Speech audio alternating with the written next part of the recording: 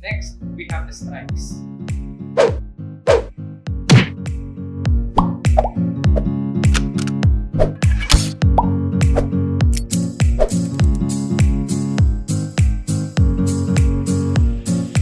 Forehand strike.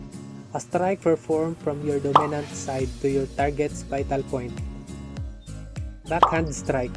A strike performed from your non-dominant side to your target's vital point. 12-zone striking system. These are the 12 vital body parts that can be attacked. These are left and right temple, left and right shoulder, stomach, left and right side of the chest, the knees, the eyes, and the crown of the head. Now, let's begin. Strike number 1. From open leg stance, step your right foot forward while raising your right arm, placing it at the right side of your head, with stick at the right back side of your head. Execute a forehand strike, hitting your opponent's left temple. In one continuous movement, draw your right arm back, placing at the left side of your head, with stick placed in your left back side. Strike number 2. From last position of strike number 1, execute backhand strike, hitting your opponent's right temple. In one continuous movement, throw back your right arm, placing it back to the right side of your head, with stick placed at the right back side of your head. Strike number 3. From last position of strike number 2, execute a forehand strike, hitting your opponent's left shoulder. In one continuous movement, draw back your right arm, placing it back to the left side of your head, stick at the left back side of your head. Strike number 4. From last position of strike number 3, execute a backhand strike, hitting your opponent's right shoulder. In one continuous movement, draw back your right arm, placing it to the right side of your body, with stick placed horizontally to the floor and pointing to your opponent. Strike number 5.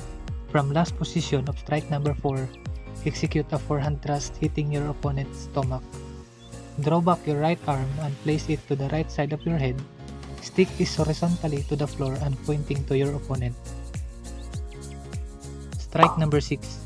From last position of strike number 5, execute a forward thrust, hitting your opponent's left chest. In one continuous movement, draw back your right arm, placing your fist in front of your left shoulder, and stick is pointing to your opponent. Strike number 7. Execute a backhand thrust, hitting your opponent's right chest, and in one continuous movement, draw back your right arm and place it back to the last position of strike number 6. Strike number 8. From last position of strike number 7, execute downward backhand strike to hit the right knee of your opponent. In one continuous movement, draw back your right arm, placing it back to the right side of your head, with stick placed at the right back side of your head. Strike number 9. From last position of strike number 8, execute a downward forehand strike to hit the left knee of your opponent. In one continuous movement, throw back your right arm, placing it back to the right side of your head, with stick pointing to your opponent. Strike number 10. From last position of strike number 9, execute a forehand thrust, hitting your opponent's left eye. Draw back your right arm and place your fist in front of your left shoulder, stick pointing to your opponent. Strike number 11. From last position of strike number 10, execute a backhand thrust, hitting your opponent's right eye, and in one continuous movement, draw back your right arm and place at the right side of your head, with stick pointing at the back.